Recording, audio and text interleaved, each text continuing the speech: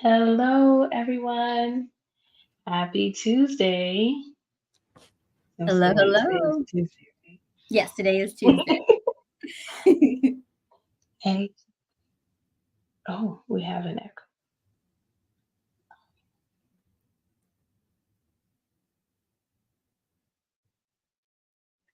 Is it still there? I'm afraid to talk.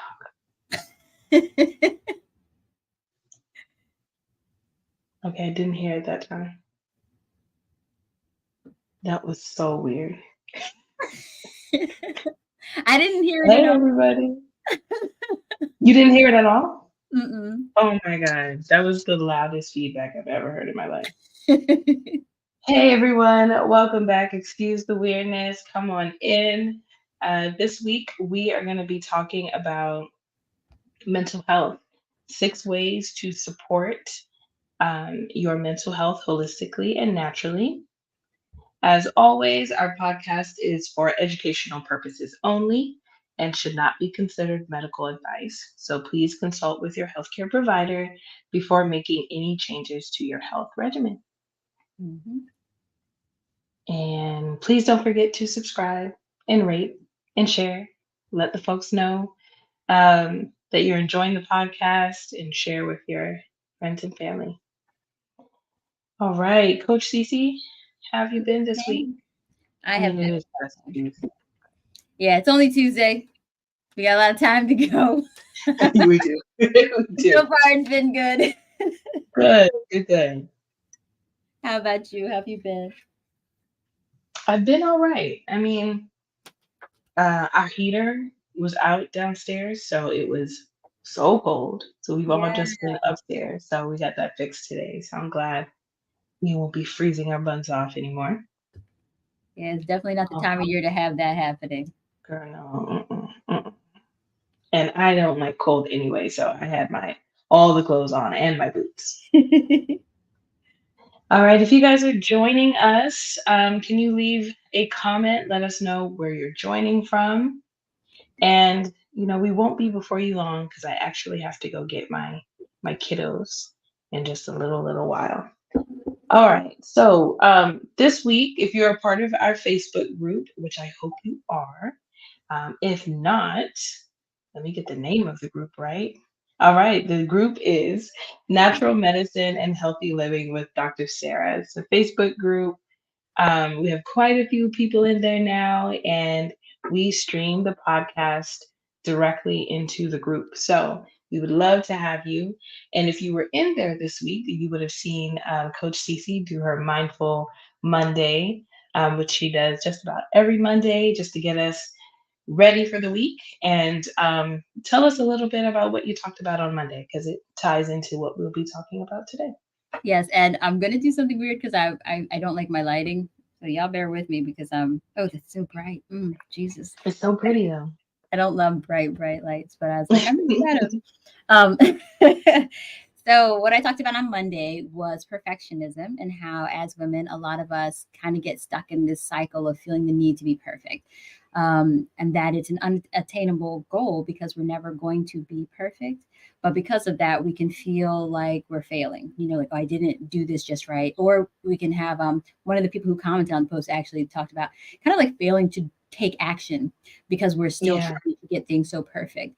And it can absolutely be a hit to our self esteem because, it can just make you feel like you're not succeeding and you're not achieving the things you want to achieve in life because you're not perfect when you execute it. Even if you execute something, you might then feel like, oh, but it should have been better. So you just like never give exactly. yourself permission to be human and to be imperfect.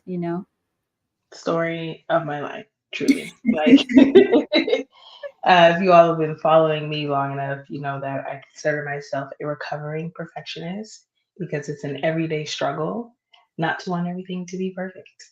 Um, Hmm. so I feel like I'm slowly growing out of that. I figure by the time I'm 40, I'm not gonna care anymore. So it's And then when you get to like 50 and 60, you really won't care anymore. fine. Super won't care. Okay, truly won't.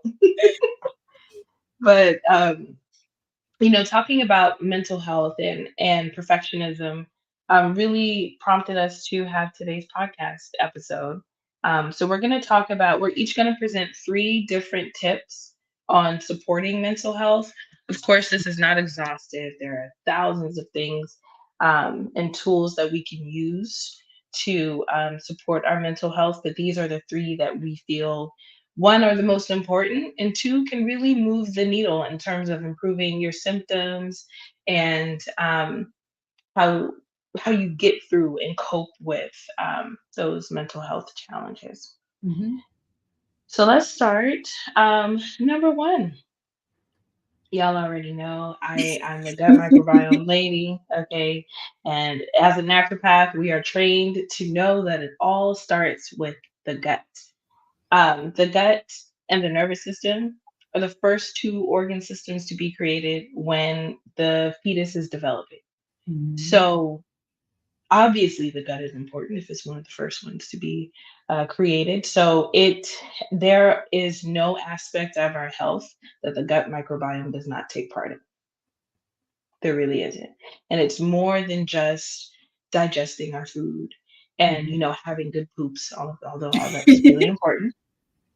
But the gut microbiome can play a huge role in our mental health. So there's something called a gut brain axis.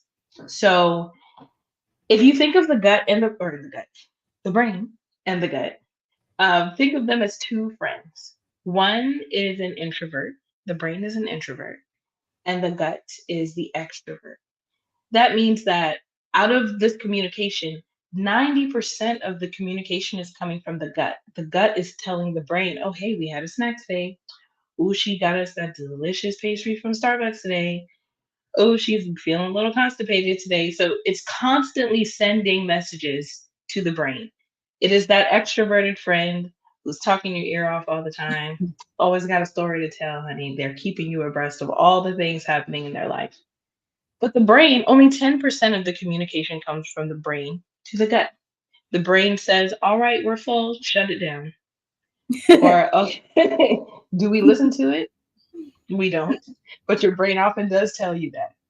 Um, or oh wow, she's eating a lot of protein, let's increase the enzymes and all of these things. So the brain is definitely that introverted friend. They don't say much, but when they do have something to say, it's very important. This communication is very, very important, and the one main highway from our brain to our gut is the vagus nerve. And the vagus nerve is going to have a lot to do with what Coach Cece is going to share with us today. But it is our longest nerve. It comes from the base of our skull. It goes down through our chest and into our gut. It goes through our diaphragm and into our gut. This is where the neurotransmitters that we make in the gut, many of you who are familiar and have done some research on mental health, our neurotransmitters are compounds and chemicals that our body makes that impacts our brain health, our cognition, our mood, all of these things. A common one is serotonin. Serotonin is a very important neurotransmitter. And when you don't have enough of it, you tend to be depressed. Now, what's interesting is that over 90% of our serotonin is made in our gut. And so, if you have a kind of not so good gut, you're always either constipated or having diarrhea, or you kind of always have gut issues, you tend to also have mood issues as well. So, I'm going to do something new today. I'm going to share my screen because I can't not. Um, okay, so here's this picture. Can you guys see it? Yes, I do. Wonderful. Awesome. Okay, great. Um, or actually, yeah, let me make sure.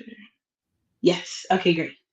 All right. So this is a really beautiful picture that's a comparison of a healthy gut over here on the left and a leaky gut over here on the right.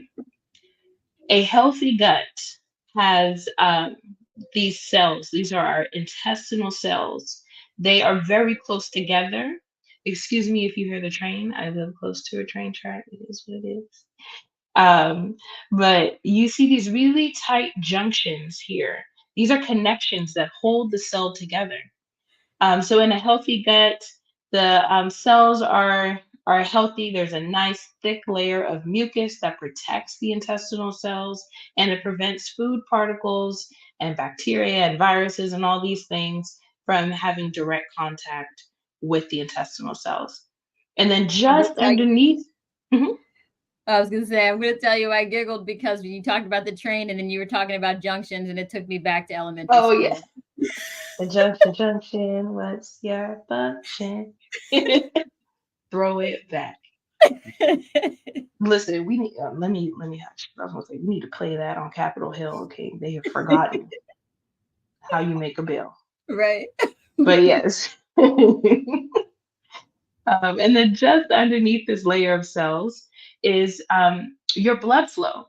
And so this is why it's so important to have a healthy gut, because literally the only thing that's separating the bacteria and food particles from your bloodstream is your colon cells, and it's one layer thick.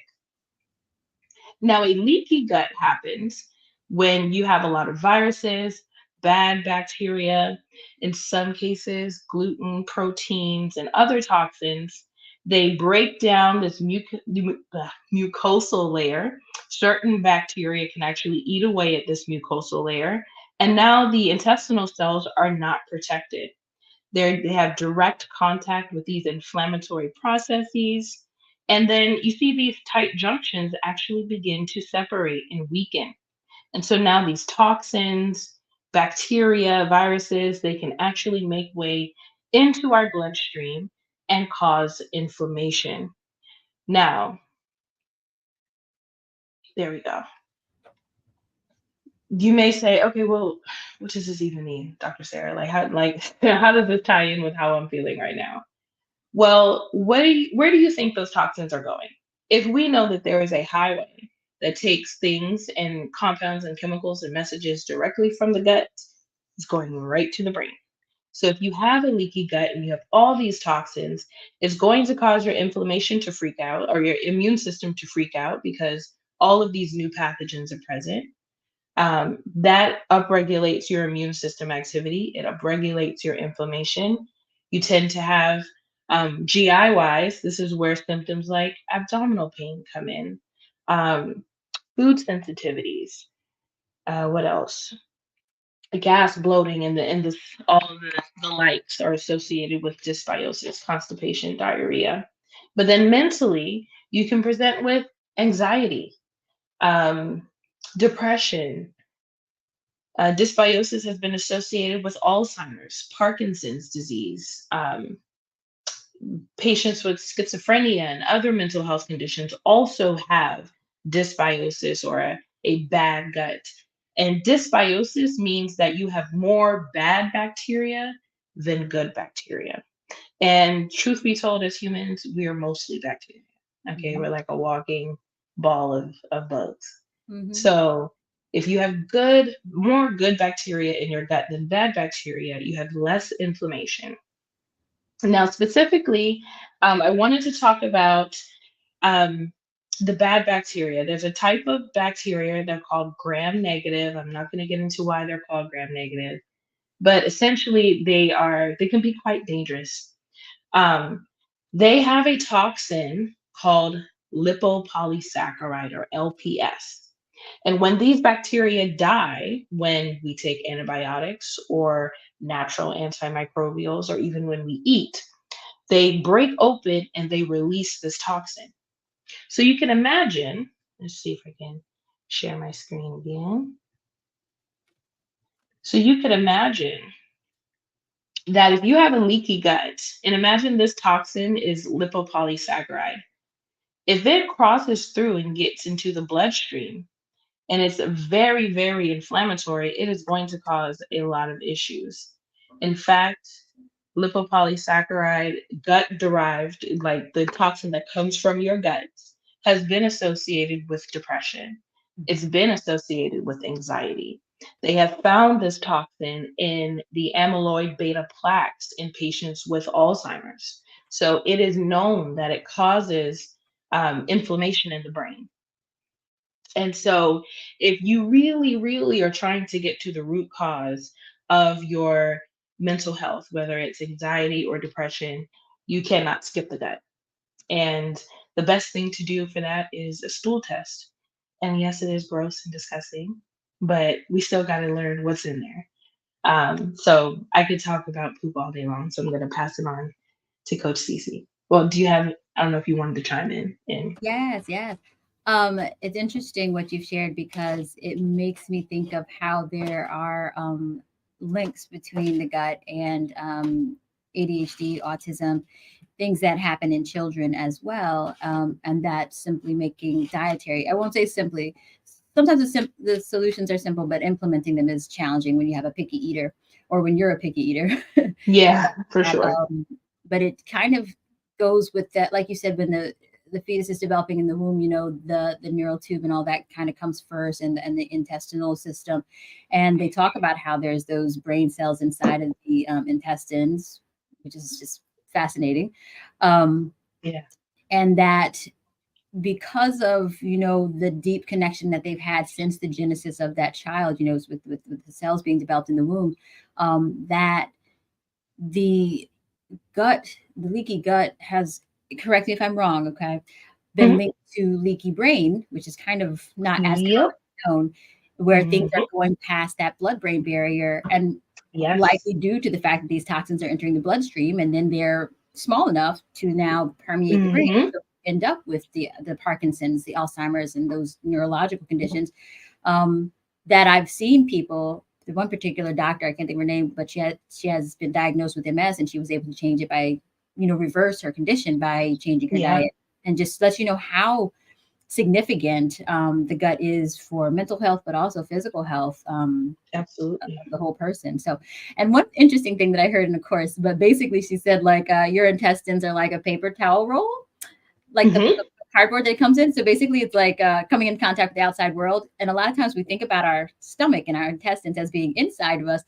But when you think about it like a paper towel roll, it really is just like the skin on the outside, intestines on the inside, and that's directly touching. It's not really inside.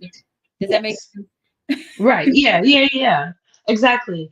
And that's a perfect way to describe it. And especially with the fact that that cardboard lining is so thin, hmm that's also a good comparison because it doesn't take much to kind of break that down, and it's the same for the colon cells. Like, we need that mucus there to protect it. I remember during the pandemic, oh my gosh, so many people were taking all these supplements and stuff and random herbal things, and they're like, oh man, I knew that I was fixating my body and fixating my gut because I was pooping and all this mucus came out and I was just getting rid of the mucus. And I was like, no, Like, don't get rid of all the mucus. please don't. You're Mucus is ruining there your for a guts. reason. All mucus is not bad, y'all. That's Please. right. Please. So if you are pooping and you see mucus in your stool, your colon is inflamed. Please Yeah. stop doing whatever it is you're doing. Mucus in the stool is not a good thing. It's really not. It's not. Please. All right. So number two is yours. So take it away.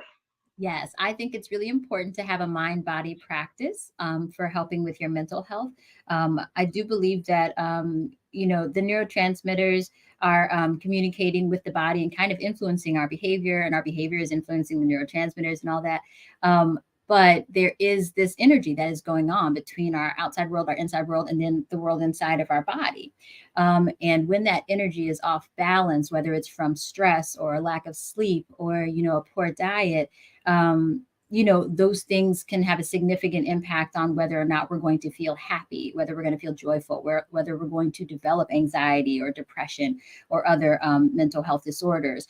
So, when you create a space where you're starting to feel detached from, the people around you, detached from the world because of all the negative things that you're experiencing, then you do tend to go within and have this kind of depressed, isolated experience.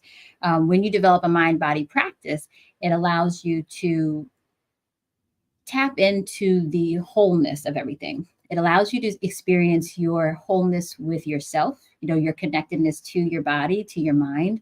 It allows you to also connect into the wholeness between yourself and the world around you. You realize that you're a part of a bigger thing and that you are not an island, that you are not alone in this situation, but that you are a part of this, you know, gigantic universe, that you are an intricate part of, that you are important and special to. So having a mind body practice allows you to reconnect with yourself, and it can allow you to also reconnect with the world around you. And one simple thing to start doing to develop a mind body practice is to just become aware of your breathing. I Yeah. find that when people have mental health disorders, if they're dealing with anxiety, their breathing changes. And Hmm. so when your breathing changes, you're not getting the nutrients that you need into your body, into your mind, and allowing your body to be nourished. So just simply taking a deep breath when you get angry, when you feel sad, when you're feeling stressed, just taking a moment and just breathing deeply and feeling the breath coming into your body and then going out of your body, and remembering all the fantastic things that your body is doing for you, keeping you alive, allowing you to move, allowing you to think, allowing you to hug someone who you love. Just being able to reconnect and ground yourself is really important. So that is why having a mind body practice is my number one. Our I number two. love that. Yeah, I love that. So important. And I think it ties into a lot of things. When you connect to the world around you and the bigger world around you, you realize that you're not the only one suffering. Mhm. There's a sense of like collective suffering that we all can, be there for each other, be present for each other. Um, but then and also you get a chance to lean on each other and create community and find the benefits of community as well. Yeah, and I know that sometimes when you're seeing a mental health professional, when you've kind of been in that place for too long, they'll say, "Why don't you go volunteer?" Yeah. Because when you get out, and I know that doesn't sound like a mind body practice, but serving is a really great way to Yes. reconnect with your spirit and remember that you matter. That even just walking a dog at the local dog shelter, it's a value. You have value. Yes. So when you're able to reconnect with that part of you and remember how special you are, yeah. Yeah. Well, we have a comment that I wanted to hop on. All right. So Jessica says, "Is this why my stomach feels loose when I'm anxious?" Yeah, girl. Mm. What is it called? Performance? It's not performance diarrhea. It's like anticipatory diarrhea. Ah, Yeah, when you're like anxious. So yes, when you're anxious, your cortisol goes up. It starts to release all those inflammatory chemicals. And in all honesty, when you think about it, your cortisol goes up. And if you think about it historically, when cortisol goes up and you're stressed, you were usually running from a predator, right. a tiger, a bear, something like that. The two things that shut down, well, the main thing that shuts down first is your digestion, because your body is like, I'm not even worried about trying to digest this peanut butter and jelly sandwich. I really got to get going. So you tend to feel like you have indigestion. And then also, you tend to have a bowel movement because your body is, I got to get rid of we this got, stuff. okay, I don't need anything slowing down and causing drag as I'm running. Okay, yes, slowing me down. And it Yes. might deter the predator. You like poop the ground, and then they're like, "Ooh, what is that?" They Ooh, might start tasting. Who knows? yes. Yes. So yes, that is exactly why your stomach feels loose when you're anxious. And this ties in perfectly with what Coach Cece was saying. Um, I won't lie to you, when I first heard about deep breathing, I was very much like, okay, what is some breathing gonna do with my stress? I am frazzled right now. This is not gonna help. But when I studied biofeedback in med school, and actually went through the processes and got to see my body's response to the deep breathing, I was sold. When you breathe at a cadence of 4 to 6, so you're inhaling for a count of 4 and exhaling for a count of 6, for a total of 10, you are shifting your breath rate to like 6 breaths per minute. That shifts your body out of fight or flight, high stress, and into rest and digest, parasympathetic. Now you can digest your food, you can relax, you can just kind of woosah. So when you're feeling anxious like that, take a moment, just a literally just 1 minute, and breathe through that 4 and 6 cycle. And if you have an Aura ring or an Apple Watch, you can then see your heart rate go down after doing that. Yeah. Yeah, Did and you that want to touch feeling. on? Oh, I was just gonna say that feeling of the belly things is very, very normal and very common. Yes. Yeah, you can definitely make yourself anxious and then end up running to the bathroom. For certain. Yes. All right. Number three, address your vitamin deficiencies. I cannot tell you how many times I've had folks come in, whether it's clinic at school or in my own private practice, and they're feeling cruddy and low, and we check their vitamin D, and honey, it's low, low, sad low. So the ideal, I'll give you some context.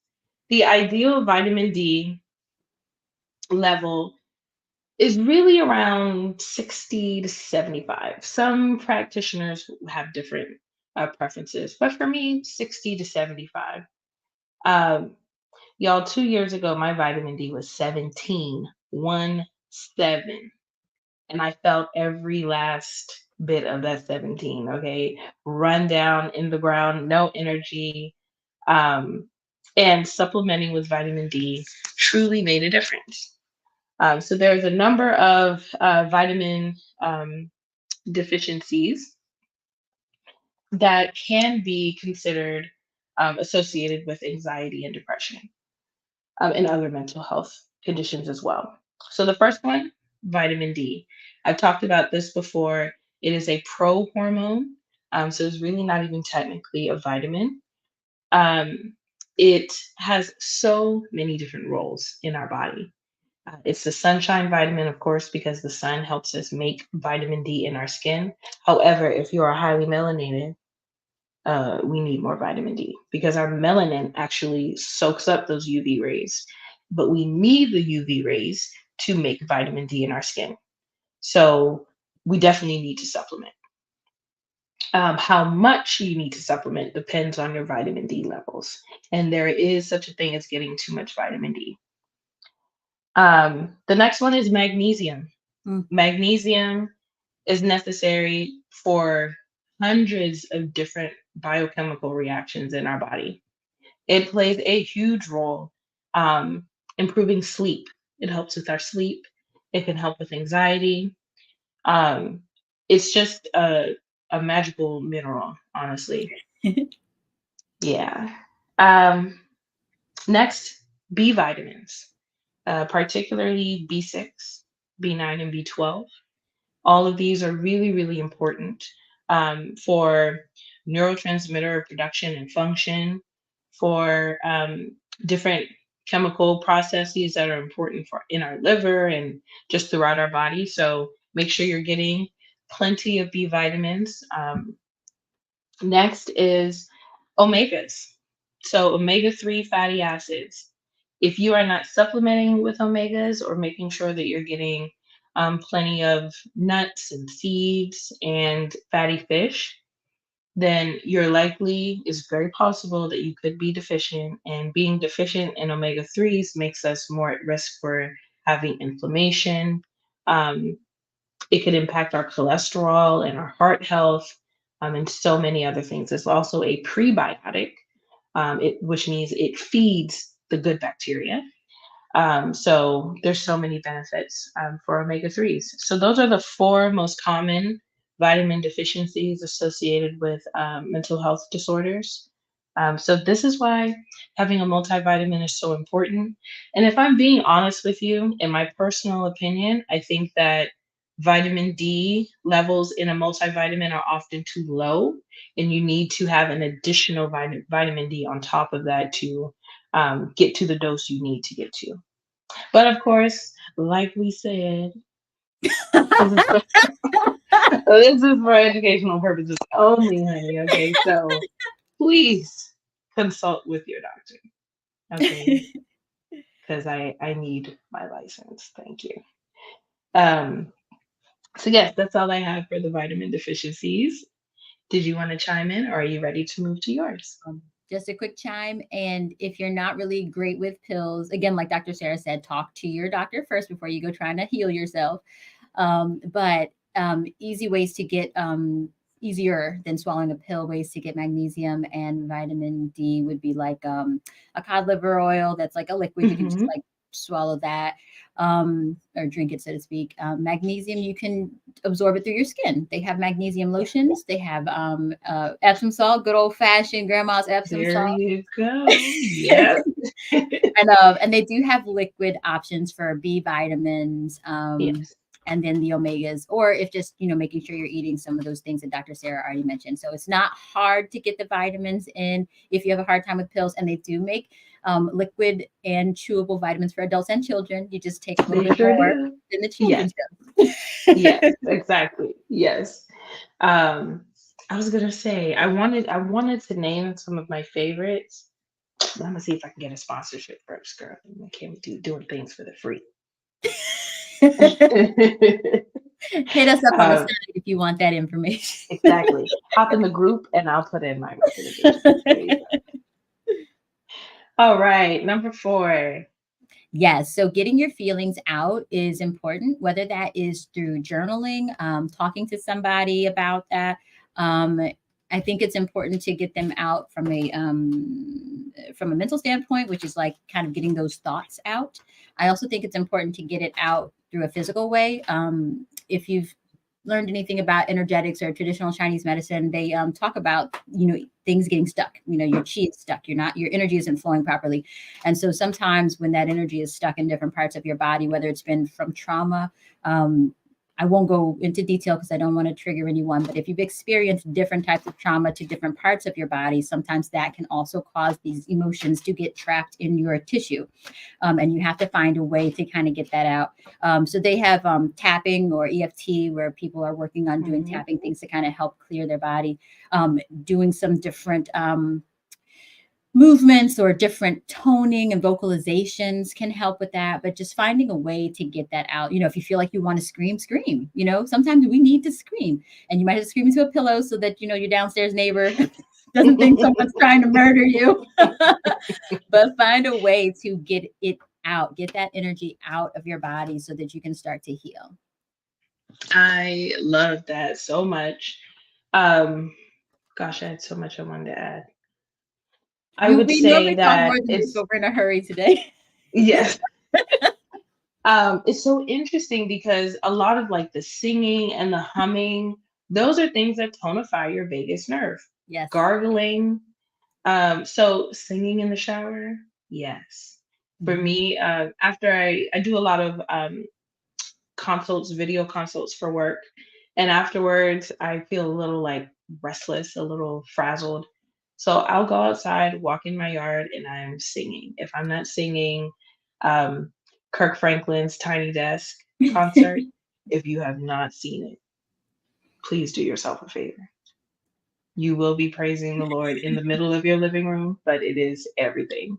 Mhm. Um, but I found that after going outside and singing, I felt a lot more grounded. I felt a lot less frazzled and kind of anxious.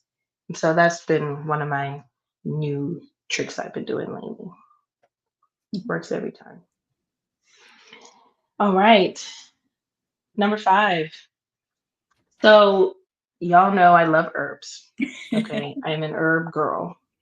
And when in doubt, I will pick an herb before anything else. So there are a lot of different herbs that can help with mental health conditions like anxiety and depression. Some of those include rhodiola rosea, which is personally one of my favorites. Um, and actually, let me read you guys some details. So you use the root of the rhodiola plant. It is an adaptogen, which means that it is an herb that supports our body's um, stress resilience.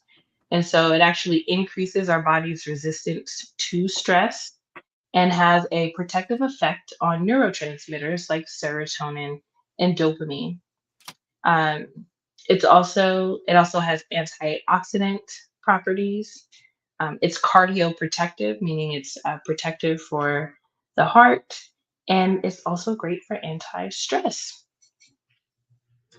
Now, there are some contraindications with rhodiola. You want to avoid when you're in an excited state, and definitely use caution in folks with bipolar disorder, especially if you tend towards mania. So it's not great for everyone, but for those who are particularly dealing with depression or low mood, this is really great for kind of boosting your body up. It can be stimulating, both stimulating and sedating on the nervous system. So it's one of my favorites. The second is St. John's wort, which I'm sure everyone has heard of before. It's probably the one that uh, folks look to first when they think about herbs for, depression or anxiety. But honestly, it's one that I go to probably last. And that's because the only time I would use St. John's wort is if someone was not on prescription medication, because St. John's wort hangs out with everybody. Okay. It interacts with everything. Yes. It is messing up all of your liver enzymes. It's just all up in your liver's business. And so if you are also taking birth control pills or antibiotics or blood pressure medicine, diabetes medicine, it's going to interact with that, meaning either more of the drug is going to be made available. And if you're a diabetic, it could drop your blood sugar too low, or not enough of the drug is going to be available, and then your blood sugar won't drop enough. Or if you're taking birth control pills, you may still be able to get pregnant because St. John's wort can interact and prevent it from being as efficacious as it can be. But yet and still, it's still a very powerful medicine. So it does have antidepressant and anti-inflammatory activity. It's actually quite a beautiful yellow plant. I'll see if I can show you guys a picture in just a moment. Um, and it's most useful in mild to moderate depression, seasonal affective disorder, which I forgot to talk about with the vitamin D, but definitely a big issue around this time of year. And also is helpful, can be helpful with anxiety as well. So next is Passiflora, my favorite. It is a nervine, um, and it's a nervine relaxant, and that's a group of herbs that help reduce our stress, reduce our anxiety, and kind of reduce our nervous system from being so on edge and vigilant. It kind of helps us relax. Um, so, truly a big fan of Passiflora. It doesn't have a lot of interactions, very safe, and the flower is so pretty. And then lastly, which I don't have up on the screen, oh, actually I do, California poppy. Truly, I think that's probably my favorite herb.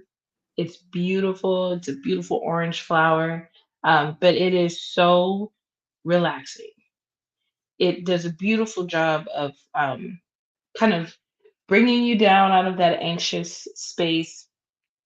It is um, a nervous system relaxant. It's a sedative, um, analgesic, so it helps with pain, and it's antispasmodic. So if you're having menstrual cramps, it's great. If you tend to have muscle cramps anyway, my husband hurt his back a couple of years ago and tends to have low back spasms, and so I'll make him a tincture with a lot of California poppy in it to kind of relax the muscles. So California poppy is one of my favorites, and I'm going to be planting it in my garden this Yeah. summer, last spring. Hmm. All right. I'll let you chime in, and then we'll move on to the last one. Yes, I love these herbs. I have never tried the California poppy, and I haven't used the passion flower medicinally, but I have used the rhodiola and St. John's wort, and I do find that when I'm having times of being very buzzy, more buzzy Hmm. than I want to be, it does help to bring me down a bit and kind of get me Which one? where I can do the breathing exercises so that they can work. Yes, exactly. Which one do they both bring you down, or one more than the other? I tend to do the rhodiola more regularly, like as a tea, and then if I need it more heavily, I'll make a very strong tea. Um, I only do the St. John's wort if I'm really pressed. Yeah, I going need through it. something Yes, stronger. it's been one of those days. Okay, yes. Yeah, yeah. I take rhodiola every day. 2 caps from Gaia Herbs. It has been one of the things to really break up the clouds of depression and like bring my energy back. Like it made me feel like, oh, I can I can actually get some things done today. This is lovely. So it's definitely one of my favorites for sure. All right. And lastly, moving your body. Yes. So when I was talking earlier about getting the feelings out, as I mentioned in the previous podcast, when I was taking my yoga teacher training, they talked about how certain poses um, can cause people to have some emotional release. So depending on if they've Hmm. experienced trauma that they may have even repressed and don't remember, they will just cry during a certain yoga pose and not know why, or they may not be able to go into the pose. They may feel something preventing them from going there. So the body does it's so funny. There's a book called The Body Keeps Score. So I'm like thinking about that book. Yeah. But the body does take some of the weight off of our mind from time to time, so now you have like heart disease. It's like you really have Hmm. to get your body moving and get these things out of your body because even though they may say your heart disease because your diet, I can tell you from a personal experience, my blood sugar during the times where I was experiencing the anxiety, my blood sugar was out of control. And I am not diabetic. I didn't have any history of diabetes or anything like that. And it would not get, and when I say out of control, it wasn't like where I would test as diabetic, but it was erratic, whereas it was usually steady. Yeah. Um, and so it didn't matter what I ate because my anxiety was driving the bus. It wasn't my Yeah. diet. So I say that because sometimes your body is holding on to that energy, and you have to get it out. And one great way to get, to deal with low mood and things like that is to move your body. It helps with anxiety. It helps with depression. It helps with self-esteem and body confidence, knowing that you can move your Yeah. body in this way. When you unlock a new pose in your yoga practice, you're like, psh, boom, when Ain't you gonna be nothing. Okay. When I can do a did you handstand. see did you see that though? And like when you cross like a goal on your cardio and you're like, you know what, I was able to walk up those stairs today and I did not get winded. You know what I mean? It does something Yeah. for making you just feel good. But from a physiological standpoint, because I am into energy, but I also see how that energy translates into science. um, your body is actually starting to have reduced inflammation, so things are able to flow. So we may say like, oh, this energy is flowing very well. Um, but what's happening is you are releasing inflammation. You are releasing toxic thoughts. You are releasing Yeah. toxic energy that you've trapped in your body from trauma that you may have experienced years ago. And trauma, when I talk about that, it could just be like what they call micro traumas or things like that. Like it's not like, oh, I was, abused or something like that. It might Mhm. just be Mhm. someone said something that stuck with me. Like I know I used to get teased for being heavy when I was a kid.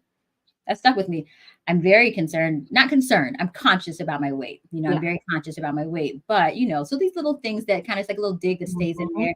there. So I'm not saying you had to have some crazy, crazy experience. It might have been something little like somebody called you stupid. Other people can call you stupid, you don't care, but that person you really cared about called you stupid. Yeah. You're like, am I stupid? And it's like in the back of your Yeah. mind.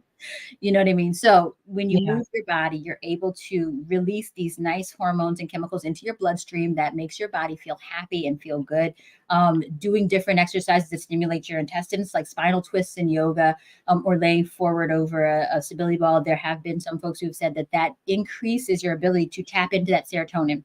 And when you're running, you kind of get that runner's high, those happy, hormones flowing through your body. So when you're Mhm. moving, you're also, not only are you helping to work, and again, there's a caveat because if you over exercise, now you're increasing your inflammation. So you have to be able to balance Yes. it. That's why it's good to talk to a trainer or a health coach when you are new to this kind of thing, and make sure they're really credentialed, because I have worked with some trainers who were ex football players or were ex athletes, and they're just not aware of how to train the body necessarily in a healthy way for a person who maybe has some other things going on.